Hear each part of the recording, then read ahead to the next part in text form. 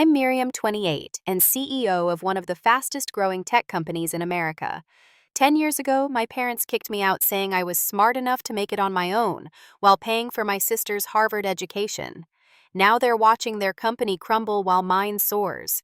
The look on their faces when they discovered their biggest competitor was me priceless. Where are you watching from today? Hit that like and subscribe button as I show you why success truly is the sweetest revenge. I grew up in Brookline, a beautiful tree-lined suburb of Boston. Our house was a stunning colonial with perfectly manicured lawns and a 3-car garage housing my father's prized Audi. From the outside, we looked like the perfect American family. My father, James, ran a software development company that specialized in business management systems. My mother, Linda, was the consummate corporate wife who spent her days volunteering for charities and hosting dinner parties for my father's clients. Then there was my sister, Abigail. 3 years younger, she was the jewel of the family with her blonde curls and sparkling blue eyes. I took after my father's side with straight brown hair and a serious disposition. From early childhood, the difference in how we were treated was subtle but unmistakable. When I started reading at age 3, my parents nodded approvingly. "She's always got her nose in a book," my father would say, not exactly proudly, more like stating a fact. But when Abigail learned to ride a bike without training wheels, there were celebrations, ice cream, and endless praise. My academic achievements came easily. By 3rd grade, I had skipped ahead a year and was taking advanced math classes. While other kids struggled with multiplication tables, I was solving algebraic equations. My teachers were impressed, but at home my achievements were expected, not exceptional. "Another A plus good. That's what you should be getting," my father would say, barely looking up from his newspaper. Meanwhile, when Abigail brought home a B minus, my parents would take her out for dinner to celebrate her improvement and hard work. The pattern continued through middle school. I won the state science fair with a computer program I'd written that could predict weather patterns better than most commercial software. The local newspaper ran a story about me. My parents didn't attend the award ceremony. My mother had to take Abigail shopping for a dance recital outfit. "Your father and I are very busy people, Miriam," my mother said when I showed her the newspaper article. "We know you'll do well without us holding your hand." By high school, the favoritism was impossible to ignore. I had skipped another grade and was taking college-level courses. While other students struggled with geometry, I was mastering calculus and advanced computer science. Teachers suggested I apply for early admission to MIT or Stanford. The SAT became the perfect illustration of our family dynamic. I scored a perfect 1600 on my first attempt. My father glanced at the results and handed the paper back to me. "As expected," he said. "With your brain, anything less would have been disappointing." 6 months later, Abigail scored a 1380. My parents threw her a party, invited the extended family, and bought her a brand new Volkswagen Beetle.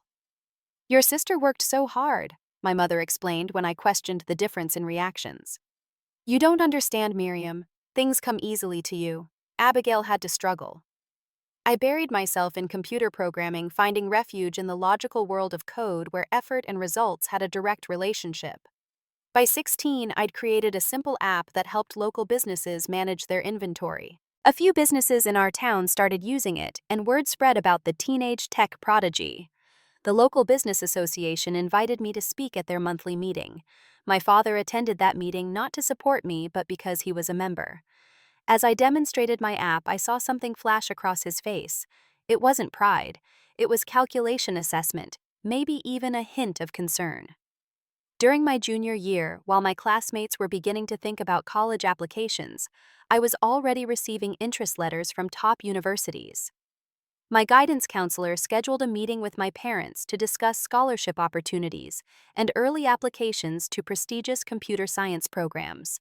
My parents attended but spent most of the meeting talking about Abigail's potential college path, even though she was only a freshman. "Abigail is interested in business and law, perhaps Harvard," my mother said, completely derailing the conversation about my future. "James and I both went to Harvard, you know." The guidance counselor kept trying to bring the conversation back to my immediate prospects. "Miriam has a real shot at full scholarships to MIT, Stanford, or Carnegie Mellon," she said. "With her record, she could even graduate with her bachelor's and master's in 4 years."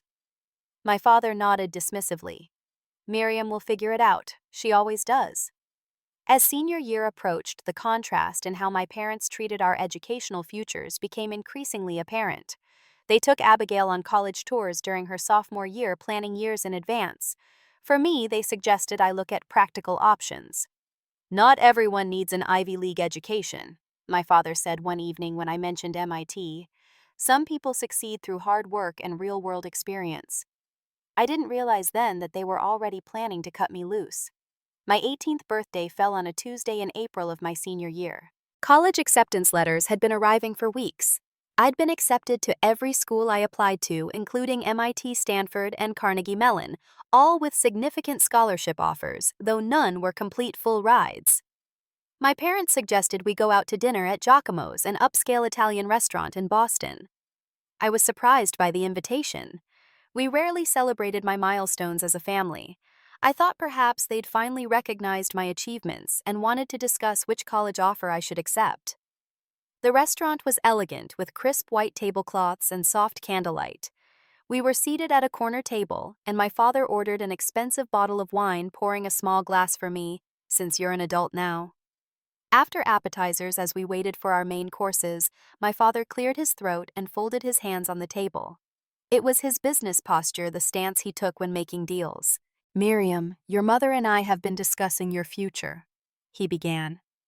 My heart lifted. Finally, they were taking an interest in my college plans. "We've come to a decision about your next steps," he continued. "As you know, we've always believed in your intelligence and capability." My mother nodded along, her smile thin and practiced. "The truth is," my father said, taking a sip of his wine, "we think you're smart enough to make it on your own." I stared at him, not comprehending. "What my father means," Abigail interjected, looking uncomfortable, "is that they're proud of how independent you are." My father shook his head slightly at her. "No, let's be direct. Miriam appreciates directness." He turned back to me. "We've decided to invest our educational funds in Abigail's future. She'll need the support more than you do." The words hit me like a physical blow. "You're not paying for my college at all." "We believe in you, honey," my mother said, reaching for my hand, which I pulled away. "You've always been so capable, and you have those scholarship offers." "Partial scholarships," I corrected. "They don't cover everything. There's still tuition gaps, housing, books, food." My father shrugged. "Get student loans, or work your way through. Many successful people do." "But you're paying for Abigail's entire education," I asked, my voice barely steady. "Your sister has different needs," my mother said. "Harvard is expensive, and she'll need connections for law school after that." "I got into Harvard too," I said quietly. My father's expression hardened. "Yes, but you're better suited for a technical education. Those skills are more immediately marketable. Abigail needs the Harvard network for her future." I looked at my sister, who was studying her plate intently. "Did you know about this?" She glanced up, her eyes apologetic, but not apologetic enough to speak up against our parents. "They just want what's best for both of us in different ways." "There's something else," my father continued, as if he was moving down an agenda. "Since you're 18 now, we think it's time you had your own place." The room seemed to tilt around me. "You're kicking me out now before I even graduate." "Not kicking out," my mother corrected with a frown. "We're launching you into independence. Many young adults your age are already living on their own. Most of them aren't still in high school." I pointed out, my voice rising. Other diners were beginning to stare. "Lower your voice," my father said sharply. "This isn't a negotiation, Miriam. We've made our decision. You have until the end of the week to make arrangements. We've already converted your college fund to Abigail's account, but we'll give you $2,000 to get started on an apartment." $2,000 in Boston, one of the most expensive cities in America. It wouldn't cover even first month's rent in most places. "Why?" I asked, tears threatening. "Why have you always treated us so differently?"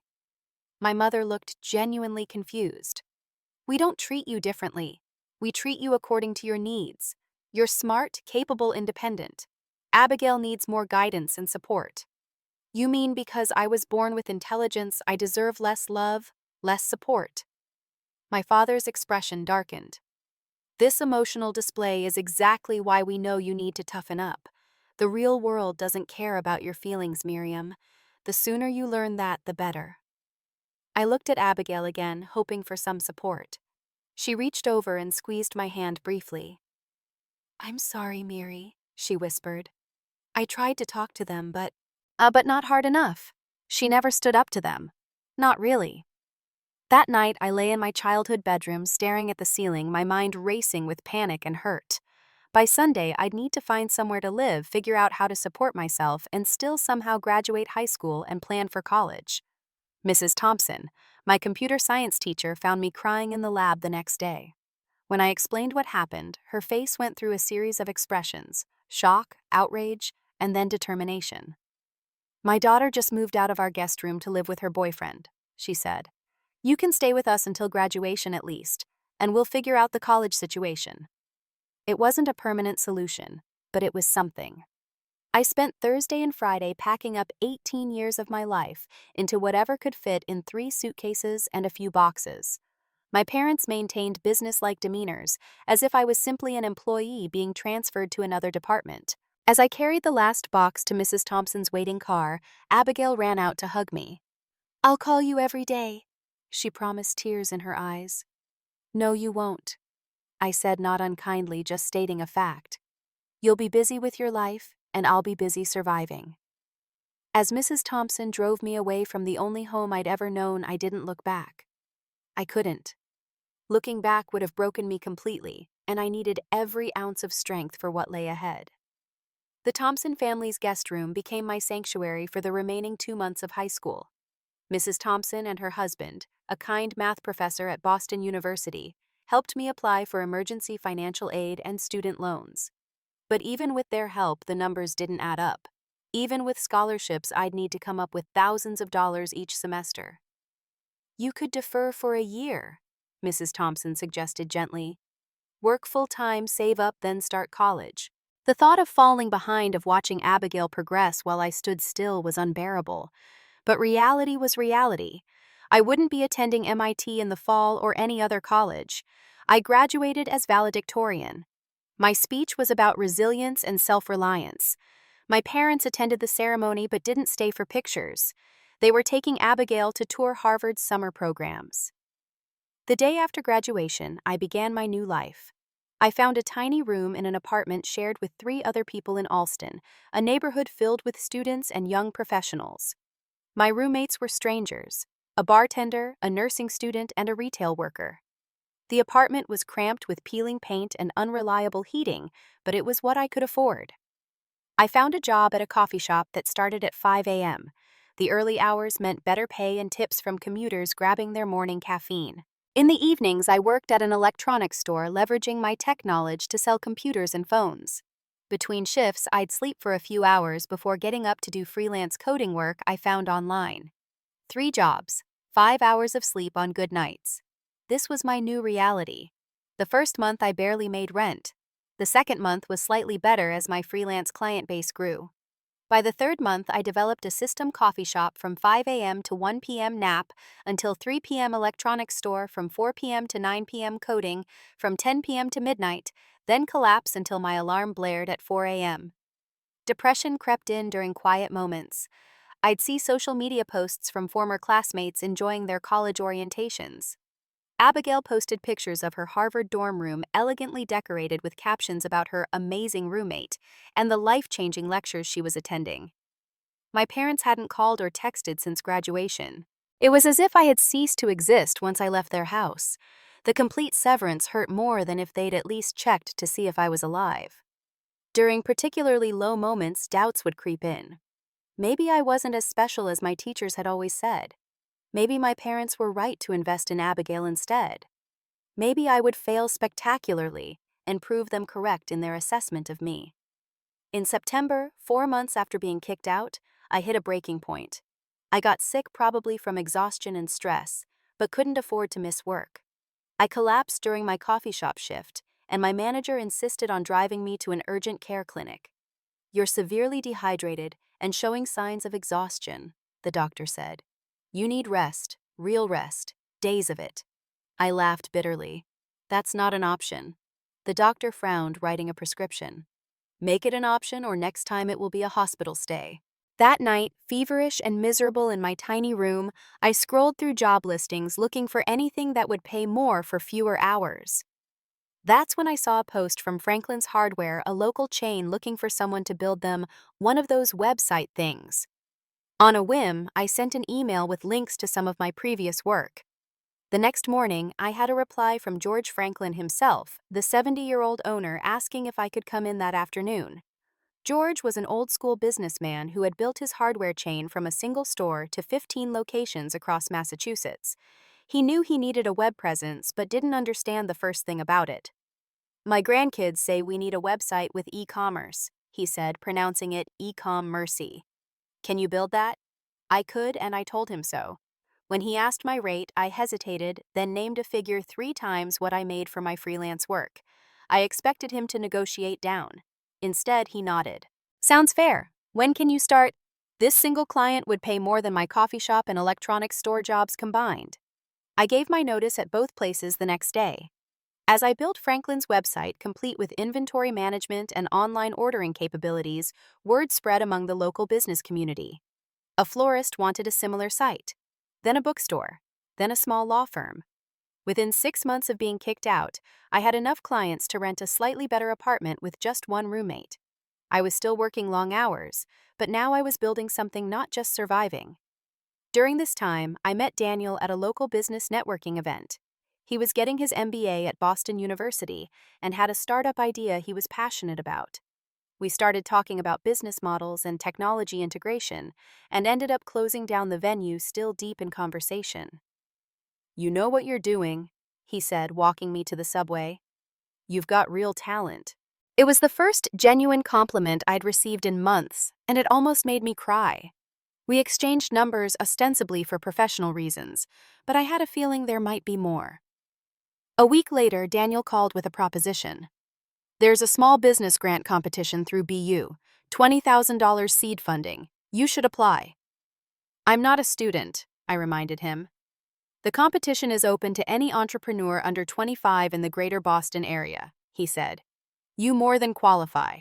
Let me help you with the business plan." For the first time since being kicked out, I began to see a path forward that wasn't just about survival, but about building something meaningful. Daniel believed in me in a way my family never had. With his encouragement, I applied for a small business loan using my growing client list as evidence of my capability. To my shock, it was approved. Not for much, but enough to rent a small office space and hire a part-time assistant to handle customer service, while I focused on coding and development. Slowly, painfully, I was climbing out of the hole my parents had thrown me into.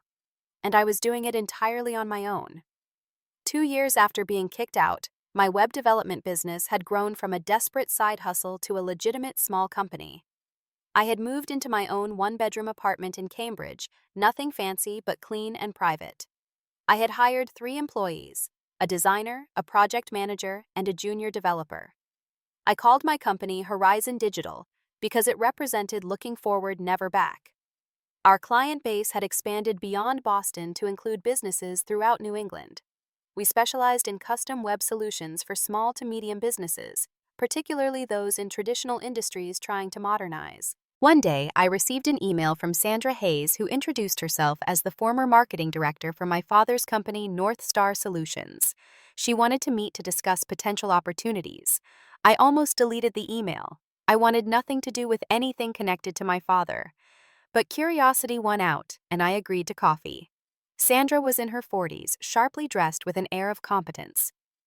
"I worked for your father for 5 years," she explained. "I left 6 months ago. I've been following your work with Horizon Digital. You're building something impressive." "Thank you," I said cautiously. "But I'm not interested in any connection to North Star." She smiled knowingly. "I understand completely. That's actually related to why I wanted to meet. Have you kept tabs on what North Star has been doing?" I shook my head. "I've made a point not to." Sandra took a sip of her coffee.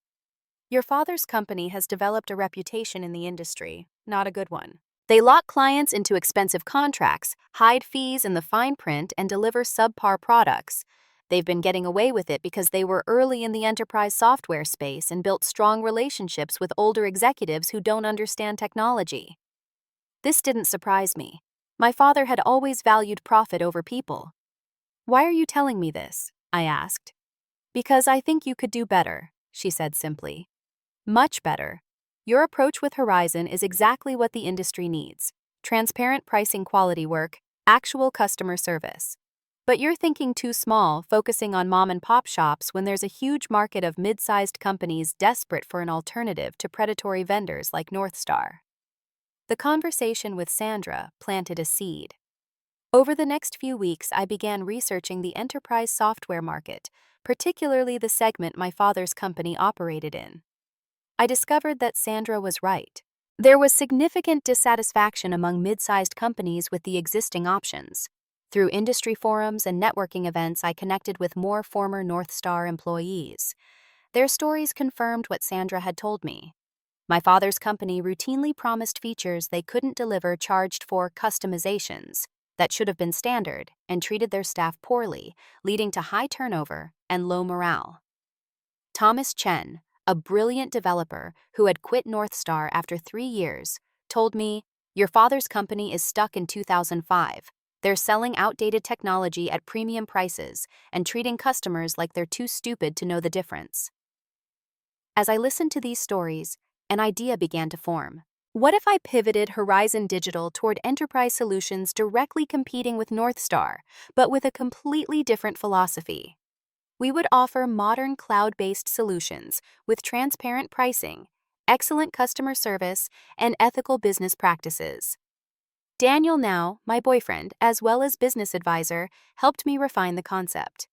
We spent evenings at my apartment whiteboarding ideas and running financial projections.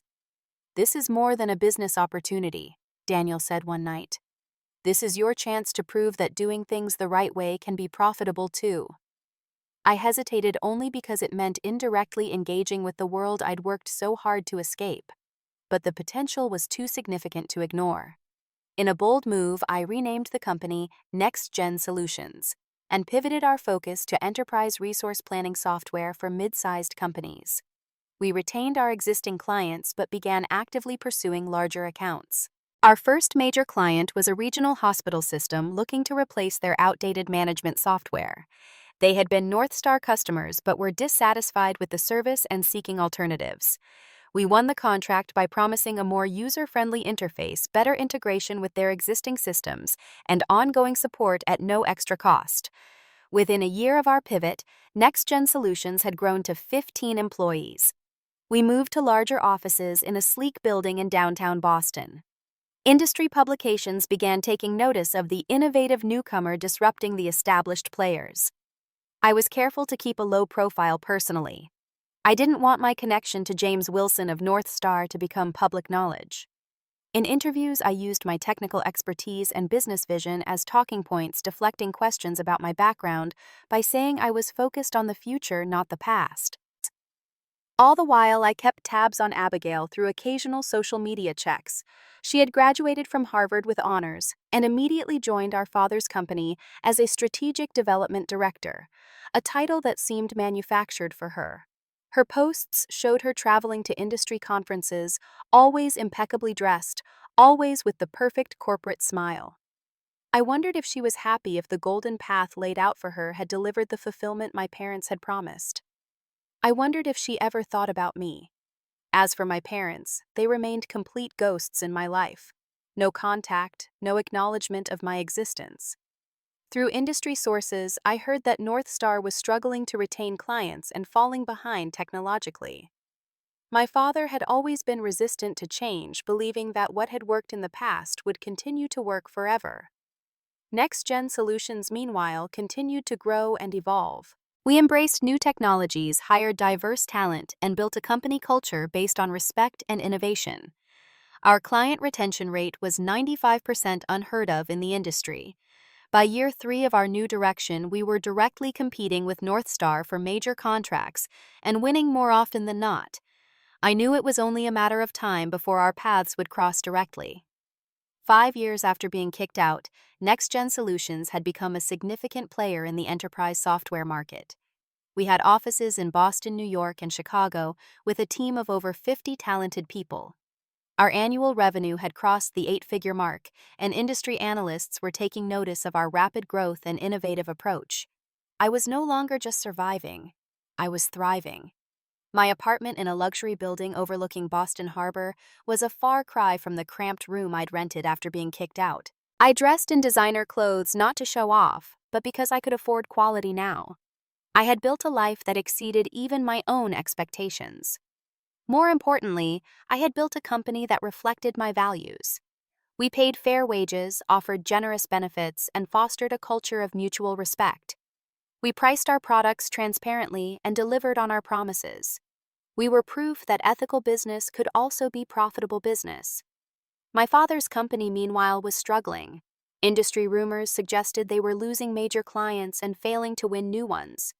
Their technology was increasingly viewed as outdated, and their business practices had earned them a reputation for being difficult to work with. The inevitable confrontation came at Tech Forward, the largest enterprise technology conference on the East Coast. NextGen had a prominent booth showcasing our latest software platform. I was scheduled to give a keynote address on the future of enterprise resource planning. As I was reviewing my presentation in a quiet corner of the convention center, I heard a familiar voice. Miriam. I turned to see Abigail standing there looking exactly like the corporate success story she was meant to be. Designer suit, perfect makeup, hair pulled back in a sleek ponytail. But her eyes looked tired, lacking the sparkle I remembered from childhood. Abigail, I acknowledged, keeping my voice neutral. How are you? I'm good. She said the standard response, then hesitated. Actually, that's not true. Things are complicated. Before she could elaborate, I saw my father approaching behind her. He looked older, with more gray in his hair and deeper lines around his eyes. My mother was beside him, still elegant, but with a tightness to her smile that hadn't been there before. Well, my father said, his voice carrying the same authoritative tone I remembered. This is unexpected. Is it? I asked coolly. It's the largest industry conference. All the major players are here. My mother stepped forward, arms half raised as if she might hug me, then stopping when she saw my expression. Miriam, you look wonderful. We've heard you're doing well. 5 years of silence, and that was her opening. I am doing well, I confirmed. Very well, in fact. My father glanced around, taking in my company's prominent booth position, the crowd of attendees waiting to speak with my team, the featured speaker badge on my lanyard. You've built something substantial, he admitted, sounding both surprised and calculating. We should catch up, perhaps discuss potential synergies between our companies. I almost laughed. 5 years without a word, and now he wanted to talk business. I don't see any potential synergies, I said. Our business philosophies are fundamentally incompatible. A flash of anger crossed his face. Still stubborn, I see. That attitude will limit your growth potential. Actually, Abigail interrupted, NextGen is projected to grow 40% this year. North Star is facing a 15% contraction. My father shot her a warning look, which she pretended not to notice. How would you know our projections? I asked her. I'm Strategic Development Director, she replied with a hint of bitterness. I know exactly how we're doing, and it's not good. Before the conversation could continue, I was called away to prepare for my keynote. Excuse me, I said. Duty calls. My mother reached out, touching my arm lightly. We're attending your speech. Perhaps we could have dinner afterward, as a family. The word family struck me like a physical blow. These people weren't my family. They had surrendered that right when they'd kicked out an 18-year-old with $2,000 and called it launching. I have business dinner plans, I said, which was true. Maybe another time. Which was a polite fiction. My keynote was a success. I spoke about the future of enterprise software, emphasizing user experience, ethical data practices, and genuine partnership with clients. Without naming North Star specifically, I outlined all the problems with traditional vendors that my former colleagues had described to me: opaque pricing, poor service, outdated technology. From the stage, I could see my parents and Abigail in the audience. My father's expression grew increasingly stormy as I systematically dismantled his business model. My mother maintained her perfect social smile, though it looked increasingly strained. Abigail surprisingly was nodding along to many of my points. After the speech, I was surrounded by potential clients and industry peers congratulating me and wanting to discuss partnerships. I caught glimpses of my father attempting to approach, but the crowd around me served as an effective barrier. Later that evening, at a VIP industry dinner, I found myself seated at a table with the CEO of MedFirst, one of Northstar's largest remaining clients. He was candid about his dissatisfaction. "We're actively looking for alternatives," he told me. "Northstar has been coasting on their reputation for years. Their last system upgrade was 6 months late and still doesn't work properly." By the end of the dinner, we had arranged a meeting to discuss NextGen potentially taking over their contract. It would be the biggest client acquisition in our company's history, and a significant loss for Northstar. The next day, as the conference was winding down, Abigail found me again, this time alone. "Can we talk?" she asked. "Somewhere private." I agreed, and we found a quiet lounge area away from the main conference halls. "I owe you an apology," she began. "For everything. For not standing up for you when they kicked you out. For taking the advantages they gave me without questioning why they were treating us so differently." I remained silent, letting her continue. "Working at Northstar has been enlightening," she said. "Dad runs the company the same way he ran our family. There are favorites who can do no wrong, and there are people who are never good enough no matter how hard they work." She took a deep breath. "I'm realizing I don't want to be part of that anymore." "Why are you telling me this?" I asked. "Because I'm proud of you," she said, her eyes filling with tears. "Because you were right to build your own path. Because I want you to know that not all of us think Dad was right." It was a small olive branch, but significant, coming from the sister who had benefited from my exclusion. We talked for nearly an hour, catching up on 5 years of separate lives. I learned that Abigail wasn't happy at Northstar, that she felt trapped in our father's expectations, that her Harvard education had led her to question rather than conform. Before we parted, she hesitated, then said, "There's something you should know. Dad's company is in worse shape than people realize. They're losing clients faster than they can replace them. Their technology is years behind competitors. They're talking about layoffs." I absorbed this information without immediate reaction. Part of me felt a vindictive satisfaction, but another part recognized the human cost. Employees who would lose jobs weren't responsible for my father's business practices. "Why tell me this?" I asked. Abigail looked me directly in the eyes. "Because I think they're going to approach you with a merger proposal. Dad would never admit it, but NextGen is exactly what Northstar needs to survive." The thought was almost incomprehensible. My father coming to me for help. The man who had decided I was disposable at 18, now potentially dependent on my success. "I'll keep that in mind," I said, non-committal. As the conference ended, I returned to Boston, energized by the potential new clients and partnerships. Daniel, now my husband of 2 years, listened attentively as I recounted the encounter with my family. "How do you feel about potentially being their savior?" he asked. I considered the question carefully. I built NextGen to be everything Northstar isn't. I don't know if the two cultures could ever successfully merge. "That's a business consideration," Daniel noted. "I'm asking about the personal aspect. How would it feel to have your father come to you for help after what he did?" I didn't have an immediate answer.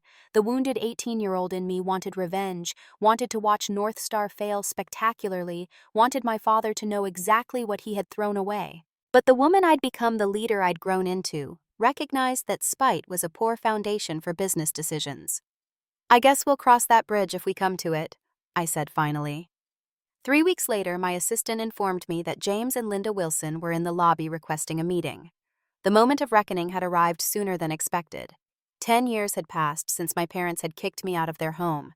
A decade of building myself from nothing into someone who now commanded respect in the very industry my father had once dominated. Life had a poetic symmetry sometimes. I asked my assistant to show them into our conference room rather than my personal office. It felt important to maintain professional boundaries. This wasn't a family reunion, it was a business meeting. The next-gen conference room was a testament to our success, floor-to-ceiling windows overlooking Boston Harbor, a custom-designed table of sustainable bamboo state-of-the-art presentation technology. I took a seat at the head of the table and waited. When they entered, I was struck by how much they had aged. My father's confident stride had diminished to a careful walk. My mother's perfect appearance now seemed maintained through visible effort rather than effortless grace. "Thank you for seeing us," my father said, his voice less commanding than I remembered. "Of course," I replied neutrally. "What can Next-Gen Solutions do for North Star today?"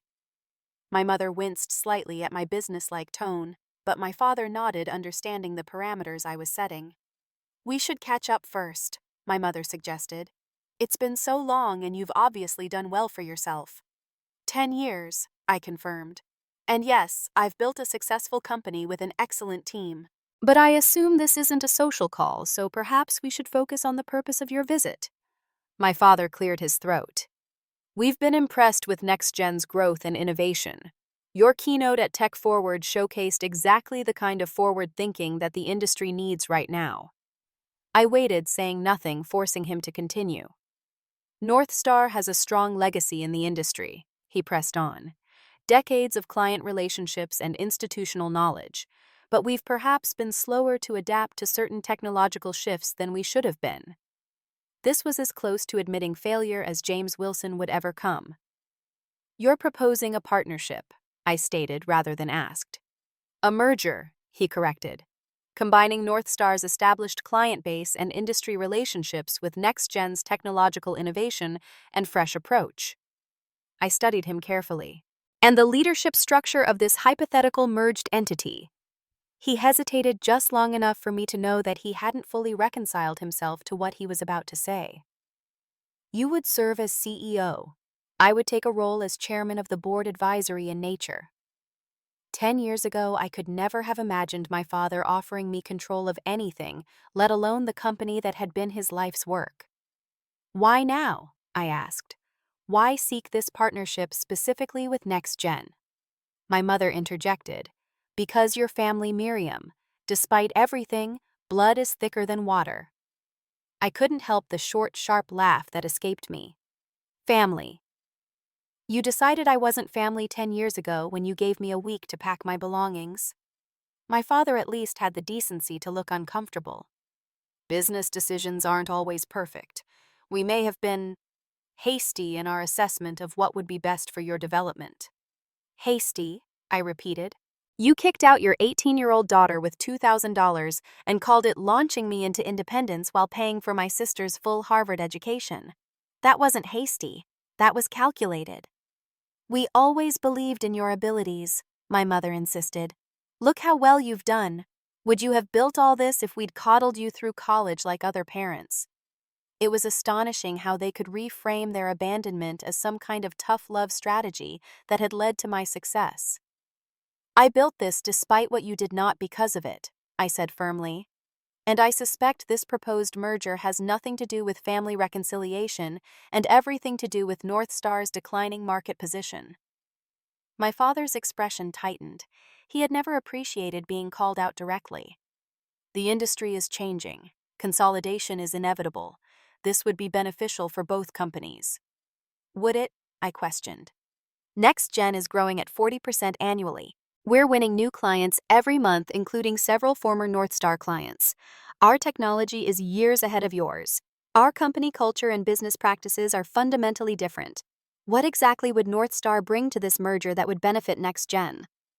Before he could answer, my assistant knocked and entered. "I'm sorry to interrupt, but your 3 o'clock is here." The MedFirst transition team. MedFirst had indeed decided to leave North Star for NextGen, and this was our first major planning meeting to manage the transition of their systems. The timing couldn't have been more perfect. My father's face went pale as he realized one of his biggest remaining clients was in my lobby. "Please tell them I'll be with them shortly," I said to my assistant. After she left, my father's business mask slipped completely.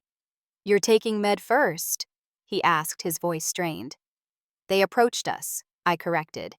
"They were dissatisfied with their current provider." My mother reached across the table, her perfectly manicured hand extending toward mine, but stopping short of actually touching me. Miriam, please. Your father's company means everything to him, to our family.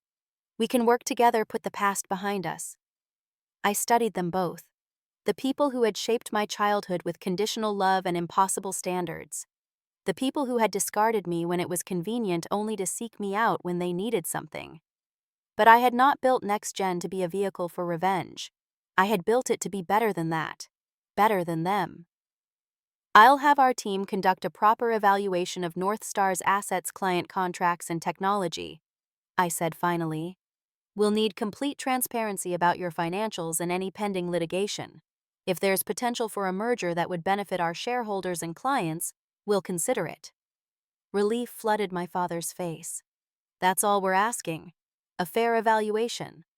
However, I continued, any potential agreement would require significant changes to North Star's leadership and business practices. Our company values would not be compromised. My father nodded stiffly. Of course, we can discuss details. One more thing, I added. This is a business decision. It's not a family reconciliation.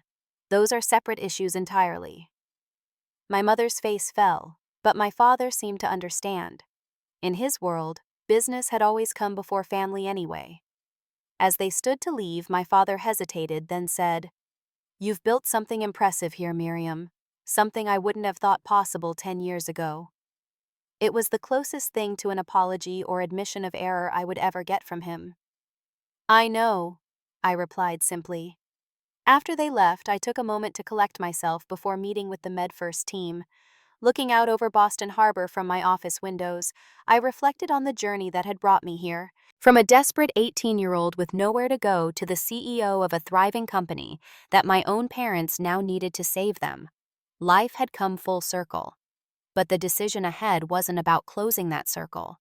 It was about charting a path forward based on what was right for the company I'd built, the people who trusted me to lead them, and the person I wanted to be. Whatever I decided about North Star, I would make the decision from a position of strength and principle, not from old wounds or the desire for vindication. That perhaps was the greatest victory of all. The evaluation of North Star took 6 weeks. Our financial team went through their books with forensic precision. Our technical team assessed their software and systems. Our legal team reviewed their contracts and pending litigation. Throughout the process, I maintained a professional distance, delegating the direct interactions to my executive team. The results were sobering. North Star was in worse shape than even my father had admitted. Their client attrition rate was accelerating. Their technology was not just dated, but fundamentally flawed in ways that would require complete rebuilding. Several clients were considering lawsuits over failed implementations. On a purely business level, there was little reason for Next Gen to take on North Star's problems. We could simply continue our growth trajectory and watch as our former competitors faded into irrelevance. But there were human considerations too. North Star employed over 200 people, many of whom had families depending on their income. They weren't responsible for my father's business decisions or his personal failings as a parent. They were just people trying to make a living. After much consideration and discussion with my executive team, I made my decision. Next Gen would acquire North Star, but not merge with it. We would purchase their client contracts and intellectual property at a fair market value significantly below what my father had initially hoped for. We would offer positions to most of their technical staff, but the executive team, including my father, would not be part of the transition. I delivered this decision personally, inviting my father to my office alone. "This isn't what we discussed," he said after I outlined the terms. "It's what makes sense for Next Gen," I replied. "Your company has value in its client relationships and some of its personnel, but not in its leadership or business model." His face flushed with anger, an expression I remembered well from childhood. "So this is your revenge, stripping me of my company and my position." I shook my head. If I wanted revenge, I would simply wait 6 months until North Star declared bankruptcy, then purchase your assets at liquidation prices and watch you lose everything. This offer allows you to pay your creditors, provide severance to departing staff, and retire with dignity. It's more generous than the business case would justify. He stared at me, the realization slowly dawning that I held all the cards, that the dynamic between us had irreversibly shifted, that the daughter he had once dismissed as merely smart enough to make it on her own had indeed made it beyond anything he could have imagined. "I built that company from nothing," he said quietly, "and I built mine the same way," I responded. "Except I did it without family support, without connections, without the safety net most entrepreneurs have. I did it while working 3 jobs and sleeping 5 hours a night. I did it because you left me no choice." He was silent for a long moment. When he spoke again, his voice had lost its usual commanding tone. "I was wrong about you, Miriam. I've been wrong about a lot of things." It wasn't quite an apology, but coming from James Wilson, it was seismic. "The offer stands for 2 weeks," I said. "I suggest you take it." He did. The acquisition was completed a month later. As part of the agreement, my father agreed to retire from the industry entirely. My mother, ever the corporate wife, adjusted her social media to reflect their new status as retired entrepreneurs enjoying travel and grandchildren, though Abigail hadn't provided any grandchildren yet. Abigail surprised me by asking to join Next Gen. "Not because of family connections," she insisted. "I'll start wherever makes sense and prove myself like anyone else." I respected her request and had her interview with our HR team and department heads like any other candidate. She was hired as a mid-level project manager, a position that matched her skills but required her to earn any further advancement. The integration of North Star's valuable assets into Next Gen proceeded smoothly. We retained 80% of their technical staff, many of whom expressed relief at joining a company with a healthier culture. We kept most of their clients, though some had been so burned by their North Star experience that they preferred to find entirely new vendors. 6 months after the acquisition, I received an invitation to dinner from my parents. I considered declining but decided to go, bringing Daniel for support. The restaurant was nice but not ostentatious, a departure from their usual preference for the most expensive venues. The dinner was awkward at first, with careful conversation about safe topics like the weather and recent movies. Eventually, my mother broached the subject we were all thinking about. "We're selling the house," she said. "It's too big for just us and we'd like to downsize." My father added, "We're considering a condo in Florida, better weather for my joints." They were adapting to their new circumstances. The acquisition payment had been fair, but not extravagant. They would need to adjust to a different lifestyle than the one they'd maintained during North Star's heyday. "That sounds sensible," I said neutrally. My mother hesitated, then reached into her purse and pulled out a small box. "We found this while packing. We thought you might want it." Inside was a science fair medal I'd won in 5th grade, a small, tangible piece of the childhood that had been abruptly severed. "Thank you," I said, surprised by the wave of emotion that accompanied such a small object. "We made mistakes, Miriam," my mother said quietly. "Terrible mistakes that hurt you deeply. I don't expect forgiveness, but I want you to know that I recognize what we did." My father, less comfortable with emotional declarations, added, "You've proven yourself beyond what anyone could have expected. You should be proud." It wasn't the heartfelt apology that might have healed all wounds, but it was something. An acknowledgement, at least, that they had been wrong. "I am proud," I said. "Not just of Next Gen's success, but of the way we achieved it. We built something ethical, something that values people as much as profits." The conversation shifted to Abigail, who was thriving at Next Gen, free from our father's overwhelming shadow. She had recently been commended for a successful project implementation. "She earned that entirely on her own," I noted. "No special treatment." My father nodded, understanding the point I was making. As dinner ended and we prepared to leave, my mother asked hesitantly, "Could we do this again sometime? Perhaps monthly dinners?" I considered the request. The 18-year-old me would have refused outright, holding tight to the justified anger of abandonment. But I wasn't that wounded girl anymore. I was a woman who had overcome every obstacle, who had built a life and company based on better principles than those I'd been raised with. "We can try," I said carefully. "One step at a time." It wasn't forgiveness, not completely. Some wounds go too deep for perfect healing. But it was an opening, a possibility that relationships could evolve, that people could acknowledge their failures and perhaps gradually do better. My healing journey had begun years earlier with the support of people like Mrs. Thompson Daniel and the friends and colleagues who had believed in me when my own parents hadn't. Through therapy, I had learned to process the trauma of my childhood and early adulthood, to recognize that my parents' treatment of me reflected their own limitations, not my worth. I had built a chosen family of supportive people who valued me for who I was, not what I achieved.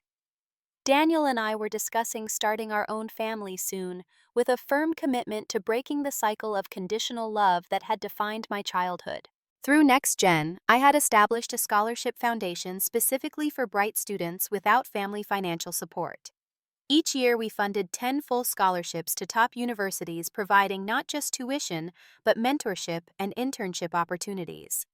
The irony wasn't lost on me that being kicked out at 18 had ultimately saved me from a lifetime of seeking approval I would never receive. Had I followed the path my parents laid out, accepting the scraps of their attention while watching Abigail receive the full measure of their support, I might never have discovered my own strength. As Daniel and I walked back to our car after dinner, he squeezed my hand. "You okay?" "I am," I realized, somewhat surprised. They don't have power over me anymore. Not my emotions, not my self-worth, not my future. That was the true victory. Not building a more successful company than my father's.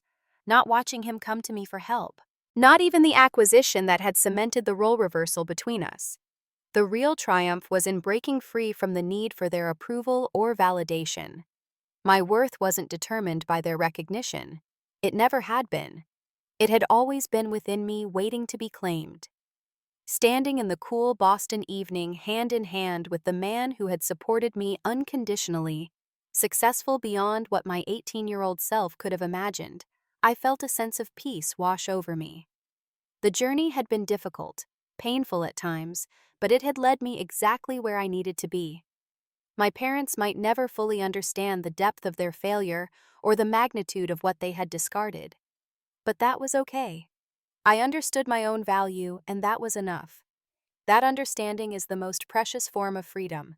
Not the freedom that comes from financial success or professional achievement, but the freedom that comes from knowing deep in your soul that you are worthy of love and respect, regardless of what anyone else believes. It's a truth I wish I could share with everyone who has ever been made to feel less than by the people who should have cherished them most. Your worth isn't defined by those who fail to see it. Your strength is revealed precisely in those moments when you must rely entirely on yourself. And sometimes being told you're smart enough to make it on your own isn't a dismissal, but an accidental truth. You are enough. You always have been. Have you ever been underestimated by someone important in your life only to prove them wrong? Share your story in the comments below. Your journey might be exactly what someone else needs to hear today. Don't forget to like, subscribe, and hit that notification bell if you want to hear more stories of resilience and triumph. Thank you for listening, and remember, sometimes the greatest gift others can give you is the chance to discover your own power.